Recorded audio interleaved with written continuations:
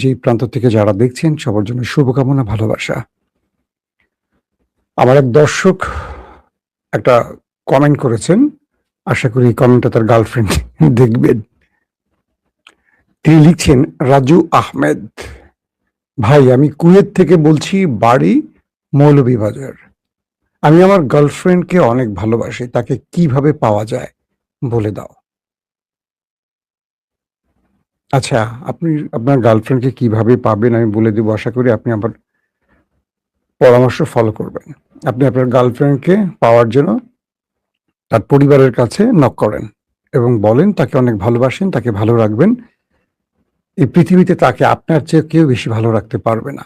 এটা কনফার্ম করবেন যে আপনার মেয়েকে আমার চেয়ে এই পৃথিবীতে কেউ ভালো রাখতে পারবে না। সো আমার কাছে বিয়ে দেন। এই প্রস্তাবটা রাজু হয়ে আপনি আপনার গার্লফ্রেন্ডের পরিবারকে দিয়ে দেন এবং তাকে সম্মানের সাথে গ্রহণ করেন এবং জীবনে যতদিন বেঁচে থাকবেন তাকে ভালোবাসবেন, কষ্ট দেবেন না। যদি পারেন আমার এই ভিডিওটি তাকে পৌঁছে দিবেন। আমি তার উদ্দেশ্যে বলছি, রাজু ভাইয়ের প্রিয় মানুষ, রাজু ভাইয়ের মনের কথা শুনবেন। সে আপনাকে সেই দূর পরবাসে, প্রবাসে, দূর দেশে বসে এখনো ভালোবাসার কথা বলতে চায়। আজকে লাইফটার স্টার্টিং আমি কথাটা বললাম। আশা করি পৌঁছে দেবেন তার কাছে বার্তাটি। দর্শক, আমি চলে যাচ্ছি আন্তর্জাতিক খবরে। আমি কোনো লাভ গুরু নই। আমি আপনাদের কাছে খবরের মানুষ, খবর পৌঁছে দেওয়ার জন্য চেষ্টা করছি। আজকের সবচেয়ে বড় যে খবরটি সেটি কি জানেন? আমেরিকা এবার নিজেদের মধ্যে ঠুসঠুস শুরু করে দিয়েছে এবং বিনিময়ে তাদের ৭টা প্রাণ ওপারে চলে গেছে। সেই খবরটা দিব। পাশাপাশি আরো বেশ কিছু গুরুত্বপূর্ণ খবর আসছে। সেটা হলো পাকিস্তান ইরানের সাথে যে বৈঠকটি করছে সেখান থেকে কিছু ভালো রেজাল্ট আসছে এবং বলা হচ্ছে সমঝোতা স্মারকের সময়সীমা ঘনিয়ে আসায় মধ্যস্থতাকারীরা যুক্তরাষ্ট্র ইরানের আলোচনার জন্য বারবার চাপ দিচ্ছে এবং খুব শীঘ্রই ৬০ দিনের একটা যুদ্ধবিরতি প্রস্তাব সাইন হতে যাচ্ছে। দর্শক, আসেন কয়েকটা গুরুত্বপূর্ণ খবর দেই, তারপর সবগুলো খবর একসাথে আপনাদের দেবার চেষ্টা করব। রবিবার সমঝোতা স্মারকের ৬০ দিনের সময়সীমা শেষ হতে চলায়। রবিবার ৬০ দিনের যে সময়সীমা শেষ হচ্ছে সেটাকে কন্টিনিউ করার জন্য পাকিস্তান যুক্তরাষ্ট্র ও ইরানকে আলোচনার টেবিলে আনতে এবং শান্তি প্রক্রিয়াকে ব্যাহত করার প্রচেষ্টা প্রতিরোধ করতে কাজ করছে বলে দেশটির পররাষ্ট্র মন্ত্রণালয় জানিয়েছে। যুক্তরাষ্ট্র ইসরায়েল যুদ্ধ বন্ধ এবং হরমুজ প্রণালীর অবরোধ মুক্ত করার মধ্যস্থতা প্রচেষ্টার অংশ হিসেবে ইরানি কর্মকর্তাদের সঙ্গে আলোচনার জন্য পাকিস্তানের স্বরাষ্ট্রমন্ত্রী মহসিন নাকভি ইরান সফর করেছেন। দর্শক, মার্কিন প্রেসিডেন্ট ডোনাল্ড ট্রাম্প বলেছেন ইরানের সঙ্গে পরিস্থিতি ভালো চলছে। জয়েন্ট বেস অ্যান্ড রোজে সাংবাদিকদের তিনি জানান, মার্কিন বাহিনী হরমুজ প্রণালীর সম্পূর্ণ নিয়ন্ত্রণে রয়েছে। এটি হলো একটি খবর। পাশাপাশি মক্কা চুক্তির যে দৃষ্টিভঙ্গি, অর্থাৎ সৌদি, তুরস্ক এবং পাকিস্তানের বাইরে এটি আরো বিস্তৃত হওয়ার সুযোগ রয়েছে বলে এরদোয়ান জানিয়েছেন। রজব তাইয়েপ এরদোয়ান বলেছেন, মক্কা যৌথ প্রতিরক্ষা চুক্তিটি সম্মিলিত প্রতিরোধের নীতির উপর ভিত্তি করে নির্মিত, যার লক্ষ্য হল এর সদস্য দেশগুলোর মধ্যে নিরাপত্তা ও প্রতিরক্ষা সহযোগিতা গভীরতর করা এবং একই সঙ্গে আঞ্চলিক স্থিতিশীলতার অবদান রাখা। রাষ্ট্রপতি এরদোয়ান আরো বলছেন, মক্কা চুক্তিটির রূপরেখা শুধু তুরস্ক, সৌদি আরব ও পাকিস্তানের মধ্যেই সীমাবদ্ধ নয়। তিনি আঞ্চলিক দেশগুলোকে এই চুক্তির আওতায় আনার ইচ্ছা প্রকাশ করেছেন। অর্থাৎ আপনারা বুঝতে পারছেন যে সাম্প্রতিক সময় সৌদি, তুরস্ক এবং পাকিস্তানের মধ্যে যে একটি চুক্তি হয়েছে, সামরিক চুক্তি, এক দেশের উপর হামলা হলে আরেক দেশ ঝাঁপিয়ে পড়বে, অনেকটা ন্যাটোর মতো। এরদোয়ান সেটাকে ইঙ্গিত করছেন যে এটি শুধু 3টি দেশের মধ্যে থাকবে না, এটি আরো বৃহৎ পরিসরে আরো আঞ্চলিক রাষ্ট্রগুলোকে নিয়ে গঠিত হতে পারে। প্রকৃতপক্ষে আমাদের এই রূপকল্প 3টি দেশের মধ্যে সীমাবদ্ধ থাকবে না। আমরা এটিকে আরো প্রসারিত করতে চাই এবং সম্ভব হলে একদিন এই অঞ্চলের সব দেশকে এই কাঠামোর আওতায় আনতে চাই, এটা এরদোয়ান বলছেন। দীর্ঘস্থায়ী আঞ্চলিক স্থিতিশীলতা অর্জনের পথে এটি হবে অন্যতম গুরুত্বপূর্ণ একটি পদক্ষেপ। অন্যতম প্রধান আরবি সংবাদপত্র আশাক আল আওসাদকে দেয়া এক সাক্ষাৎকারে এরদোয়ান এসব কথা বলেছেন। এরদোয়ান বলেছেন, যদিও যুক্তরাষ্ট্র ইরান উত্তেজনা আঞ্চলিক ঘটনাবলীর জন্য গুরুত্বপূর্ণ, তবে মক্কা যৌথ প্রতিরক্ষা চুক্তিকে কেবল এর প্রতিক্রিয়া হিসেবে দেখা উচিত নয়। তিনি আরো বলেন, এই ধরনের ব্যাখ্যা আমাদের দেশগুলোর নীতি ও উদ্দেশ্যকে সঠিকভাবে বুঝতে ব্যর্থ হবে। এই চুক্তি কোনো দেশের জন্য হুমকি নয়। এরদোয়ান বলছেন, আমাদের অঞ্চলে শান্তি, সমৃদ্ধি ও স্থিতিশীলতা কামনা করে এমন সকল ভ্রাতৃপ্রতিম দেশ এতে অংশগ্রহণ করতে পারে। এরদোয়ান বলেন, এই চুক্তির পেছনে একটি ইতিহাস রয়েছে। তিনি অন্যান্য স্বাক্ষরকারী এবং অন্যান্য আঞ্চলিক দেশগুলোর সঙ্গে অনেক দীর্ঘ সময় ধরে চলমান আলোচনার কথা উল্লেখ করেন। অঞ্চলের শান্তি, স্থিতিশীলতা ও নিরাপত্তা জোরদার করার লক্ষ্যে আঞ্চলিক দেশগুলোর সঙ্গে নিয়মিত পরামর্শ বজায় রাখার বিষয়ে তার মন্তব্যের কথা উল্লেখ করে এরদোয়ান বলেন, আঙ্কারা এ ব্যাপারে যথাযথভাবে কাজ করে যাচ্ছে। আমরা জানি এই অঞ্চলের সমস্যার সমাধানের প্রচেষ্টার বাইরে থেকে চাপিয়ে দেওয়ার ব্যবস্থাপত্রগুলো কি ধরনের বিপর্যয় ডেকে এনেছে। এই কারণে তুরস্ক সবসময় এমন একটি নীতি অনুসরণ করে আসছে যার লক্ষ্য হলো আঞ্চলিক দেশগুলোর ইচ্ছা ও সম্মিলিত প্রজ্ঞাকে নির্ণয় করে তোলা। তিনি বলেন, এই চুক্তিটি পরিবর্তিত আঞ্চলিক পরিস্থিতির প্রতিক্রিয়ায় একটি কৌশলগত সংকল্পের প্রতিফলন এবং এই ত্রিপাক্ষিক ব্যবস্থাটি দৈনন্দিন ঘটনাবলীর প্রতিক্রিয়া নয়। আমরা একটু এই বিষয়টা একটু আপনাদের যদি আলোচনাকার বুঝিয়ে দেওয়ার চেষ্টা করি, সেটা হলো অনেকেই বলছেন এটা ইরানের বিপক্ষে, অনেকে বলছেন আমেরিকার বিপক্ষে এই মানে এই সামরিক চুক্তিটি। এরদোয়ান এটাকে ইঙ্গিত করছেন যে এমন কোনো বিষয় নয়। এটি নিজেদের আঞ্চলিক সমৃদ্ধি, নিরাপত্তা, নিজেদের বাণিজ্যিক বা সকল স্বার্থকে মাথায় রেখে এটি করা হয়েছে।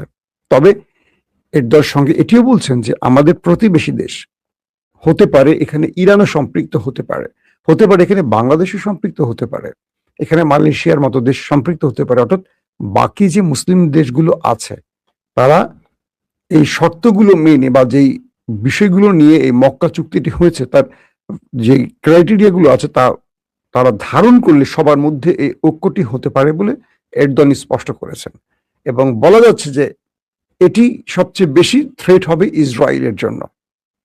আমার মনে হয় না এটা ইরানের জন্য, এটা সম্পূর্ণ থ্রেট হবে ইসরায়েলের জন্য। অর্থাৎ ইসরায়েলের বিকল্প বা ইসরায়েলকে আগামী দিনে তার দখলদারিত্বের সামনে বাধা সৃষ্টি করতে মূলত মক্কা চুক্তিটি হয়েছে। আমরা এটা নিয়ে পরে আরো ডিটেলস আলোচনা করব। দর্শক, পাশাপাশি আরো কয়েকটা গুরুত্বপূর্ণ খবর দিয়ে আমি মূল শিরোনামে যাব। আপনাদেরকে আমি এই সময়টা খুব লম্বা সময় আটকে রাখতে চাই না। আচ্ছা, এখন যে বিষয়টি আপনারা জানার জন্য বসে আছেন, শিরোনামের যে খবরটি দেখতে চান, মার্কিন যুক্তরাষ্ট্রের আব্রাহাম লিঙ্কন একটা সবচেয়ে বড় যে রণতরী, জানেন যে এটার মধ্যে ইরান হিট করেছিল, সেই রণতরীটি এখন ইরানের উপর হামলার প্রস্তুতি নিয়ে বসেছিল। অর্থাৎ ইরানের সাথে যে লড়াইটা শুরু হচ্ছিল আমেরিকার মধ্যে, প্রায় 271 দিন আব্রাহাম লিঙ্কন সাগরে রয়েছে। এটার মধ্যে যে ক্রুরা রয়েছেন, নাবিকরা রয়েছেন, সেনারা রয়েছেন, তারা 271 দিন এই জাহাজটির মধ্যে আছেন এবং তারা এই জাহাজটির মধ্যে লম্বা সময় পানির মধ্যে আটকা থেকে একটা মানুষের যে মৌলিক অধিকারগুলো থাকে, মানুষের স্বাভাবিক জীবনের যেই চাহিদাগুলো থাকে, সবগুলো থেকে বিচ্ছিন্ন হয়ে একটি জাহাজের মধ্যে পানিবন্দী হয়ে আছেন, যার ফলে তাদের মধ্যে মানসিক সমস্যা সৃষ্টি হয়েছে। বলতে পারেন অনেকেই অ্যাবনর্মাল হয়ে যাচ্ছেন, অনেকে এখানে পাগল হয়ে যাচ্ছেন, অনেকে বেসামাল হয়ে যাচ্ছেন। এবং আজকে যেটি হয়েছে, নিজেদের মধ্যে গোলাগুলি করে 7 জনকে মেরে ফেলছে, 7 জন মার্কিন সেনা প্রাণ হারিয়েছে। বুঝতে পারছেন, 7 জন মার্কিন সেনার এই সংবাদটি খুব ছোট নয়, নিচু একটা ছোট্ট গল্প বলা যায় না, এটা অনেক বিশাল কিছু। এবং সামনের দিনগুলোতে আমেরিকা অনেক বড় থ্রেটে পড়ে যাচ্ছে, এটা স্পষ্ট করে আমরা বলতে পারি। অর্থাৎ আব্রাহাম লিঙ্কনের একটা বিষয় দেখবেন, যে সেনারা আছেন 271 দিন, তারা সঠিক সময় ঘুমোতে পারেন না, তাদের বাথরুম ঠিক মতো হয় না, কারণ সেখানে একটা নির্দিষ্ট দ্বীপের মধ্যে যেন আটকে আছেন। লিমিটেড সবকিছু, খাদ্য লিমিটেড, জীবন লিমিটেড, সব লিমিটেড। একটা পুরুষের যে জৈবিক চাহিদা থাকে, শারীরিক চাহিদা থাকে, সেটা মেটাবারও কোনো ব্যবস্থা থাকে না। একেবারে মানে সহজ বাক্যে বুঝিয়ে দেয়, তারা তাদের বন্ধুদের দেখতে পায় না, পরিবারকে দেখতে পায় না, সন্তানদের দেখতে পায় না, পিতামাতাকে দেখতে পায় না। জাস্ট একটা জাহাজের মধ্যে রুটিন ওয়ার্ক লাইফটা কাটে। সকালে উঠে এটা করো, এটা করো, এটা করো, এটা করো, এখানে খাও, এই টাইমে খাও, এখানে ঘুমাও। জাস্ট একটা রুটিনের মধ্যে আটকে থাকে। তারপর দেখা যায় যে ঠিকমতো ঘুমোতে পারে না। এতটা অবসাদ নিয়ে কেউ আসলে ঘুমোতেও পারে না। সকল কিছু মিলে তারা এক প্রকার মানে আমেরিকার প্রশাসনের উপর বা আমেরিকার এই যুদ্ধ ব্যবস্থা বা আমেরিকার এই গোয়ার্তুমির কারণে সৈন্যদের জীবনে যে নাভিশ্বাস উঠে গেছে, এখান থেকে বাঁচার জন্য নিজেরা নিজেদের উপর গুলি চালিয়ে 7 জনকে মেরে দিয়েছে। এবং বলা হচ্ছে যে এখানে আরো বড় ঘটনা ঘটতে পারে এবং অন্যান্য এয়ারক্রাফটেও এরকম ঘটনা ঘটতে পারে, যেটা এই ঘটনাটা মার্কিন পুরো প্রশাসনের উপর ব্যাপক চাপ সৃষ্টি করেছে। কারণ ট্রাম্প প্রশাসন ইরানের বিরুদ্ধে এই যুদ্ধটা করতে এসে এখন পর্যন্ত কিচ্ছু ঘরে তুলতে পারেনি। ট্রাম্প নিজে বা তার জামাতা বা তার বন্ধুরা কিছু শেয়ার বাজারে কারসাজি করতে পেরেছে, এটা তার ব্যক্তিগত অর্জন, কিন্তু আমেরিকার কোনো অর্জন নেই। এই যুদ্ধে নেমে ইসরায়েল আমেরিকাকে প্রতি পদে পদে ক্ষতিগ্রস্ত করেছে, কিন্তু ইসরায়েল তার স্বার্থ পূরণ করতে গিয়ে আমেরিকাকে ব্যবহার করে হয়তোবা ইসরায়েলে কিছু লাভ তোলার চেষ্টা করছিল, কিন্তু সেটাও পারেনি। কারণ ইরানের দুটো দেশকে কোনোভাবেই তার ঘরে লাভ তোলার সুযোগ করে দেয়নি। মার্কিন বিভিন্ন গণমাধ্যম বলছে যে এই আব্রাহাম লিঙ্কনের গোলাগুলিটি এতটা বিস্তৃত বা এতটা ভয়াবহ আকার ধারণ করেছে যে বাকিদের মধ্যে আতঙ্ক ছড়িয়ে পড়েছে। বাকিরা এখন একটা টমাটাইজ অবস্থার মধ্যে আছে। এবং অন্যান্য এয়ারক্রাফটের মধ্যে কি ঘটে বা যুদ্ধ জাহাজগুলোর মধ্যে কি ঘটে, এটা এখন আমেরিকার জন্য টেনশনের কারণ হয়ে গেছে। সবকিছু মিলে আমেরিকা ইরানের কাছে তার যে নৈতিক পরাজয় ঘটে গেছে, এটি একটি তার প্রমাণ। পাশাপাশি সাম্প্রতিক সময় ইরান মার্কিন স্বার্থ সংশ্লিষ্ট বেশ কয়েকটি জাহাজকে টার্গেট করে অ্যাটাক করেছে। আমেরিকা কিন্তু পাল্টা জবাব দেয়নি। পাশাপাশি শুধু তাই নয়, গত কয়েকদিন ধরে ট্রাম্প ইরানকে শেষ করে ফেলবো, মুছে ফেলবো, নিশানা মুছে ফেলবো, মাটির সাথে মিশিয়ে দিব যে অ্যাগ্রেসিভ বক্তব্য, সেটা পরিহার করেছে। মানে ট্রাম্পের কণ্ঠটা এখন ছোট হয়ে গেছে। তিনি ইরানকে আর বড় কোনো হুমকি ধমকিও দিতে পারছেন না, দিচ্ছেনও না প্রতিদিন আগে যেটা করতেন। কিন্তু ইরান আরো বড় সড়ো ভাবে আমেরিকাকে বরং ধাক্কা দিয়ে কথা বলছে, হিট করছে। এবং দেখা যাচ্ছে হরমুজে মার্কিন স্বার্থ শ্লিষ্ট জাহাজগুলোকে টার্গেট করে হিট করছে, গতকালকেও হিট করেছে। আমেরিকার পাল্টা জবাব দিচ্ছে না। আগে যেমন পাল্টা জবাব দিয়ে ইরানের মধ্যে অ্যাটাক করতে, এখন সেটা করছে না। তার মানে এক প্রকার বোঝা গেছে যে ইরানের কাছে আমেরিকা বড় রকম পরাজয় মেনে নিয়েছে। এখন আমেরিকার সামনে এই যুদ্ধটা বন্ধ করে তার বাড়ি ফিরে যাওয়া ছাড়া আর কোনো বিকল্প পথ খোলা নেই। এবং যদি এই যুদ্ধটা আরো দীর্ঘ হয়, ইরান তো নিজের অঞ্চলে বসে আছে এবং ইরানের সেনাদের মধ্যে সেই সক্ষমতা বা সেই কি বলে, এটা তো ইরানের সার্বভৌমত্ব রক্ষার লড়াই। কিন্তু আমেরিকার এটা তো সেই লড়াই না। কোনো লড়াইতে যদি একটা মানে আদর্শিক ব্যাপার না থাকে, আমেরিকা এখানে আসছে অন্যের প্রক্সি হয়ে, ইসরায়েলের প্রক্সি হয়ে। এখানে আমেরিকার কোনো স্বার্থ খুঁজে পাওয়া যাচ্ছে না। তো এখানে আমেরিকান সেনাদের মধ্যে সেই কি বলবো লড়াইয়ের মানসিকতাটা প্রবলভাবে নেই। সবকিছু মিলে আমেরিকা এখন একটা বড় রকম মাইনকা চিপে আটকে গেছে। দ্রুত এই যুদ্ধ বন্ধ করে বাড়ি ফেরা ছাড়া আমেরিকার আর কোনো পথ খোলা নেই। যদি এভাবে অব্যাহত থাকে, আগামী দিন আমেরিকা নিজেদের মধ্যে আরো বড় রকম কোনো সংঘর্ষ দেখবে, বড় অঘটন দেখবে এবং হতে পারে আমেরিকার ইতিহাসে নতুন কোনো ঘটনা আমেরিকা নিজেদের মধ্যে ঘটিয়ে দেবে। তো ইতিমধ্যে যে বিষয়গুলো হয়েছে, মার্কিন সেনারা যারা বিভিন্ন মানে লম্বা সময় ধরে সাগরে আটকা পড়ে আছে, তারা তাদের পরিবারের কাছে যেতে চাইছে, স্ত্রী সন্তানদের কাছে ফিরতে চাচ্ছে, তারা একটা স্বাভাবিক জীবন চাইছে। লম্বা সময় এই মানে কঠিন দুঃসময় থেকে বা এই ভয়ঙ্কর সময় থেকে পার পেতে চাচ্ছে, আর সেটা না পারে নিজেদেরকে শেষ করে ফেলছে। এখন ট্রাম্প প্রশাসন তারা ইরানের সাথে যদি যে আলোচনাটা চলছে, এই আলোচনাটা ইরানের চারটি শর্ত আছে, চারটি শর্ত মেনে যদি তারা হরমুজ ওপেন করতে পারে, এক প্রকার আমেরিকা রক্ষা হবে। কিন্তু আমেরিকায় চারটি শর্ত মেনে নিল, পৃথিবী আমেরিকাকে ইরানের কাছে পরাজিত হিসেবে চিহ্নিত করবে। কারণ শেষ পর্যন্ত ইরান পুরোটি তার কবজায় রেখেছে এবং আমেরিকাকে তার শর্ত মানতে বাধ্য করেছে। এটাই হবে বিশ্ব গণমাধ্যমের মূল হেডলাইন। আল্লাহ হাফেজ।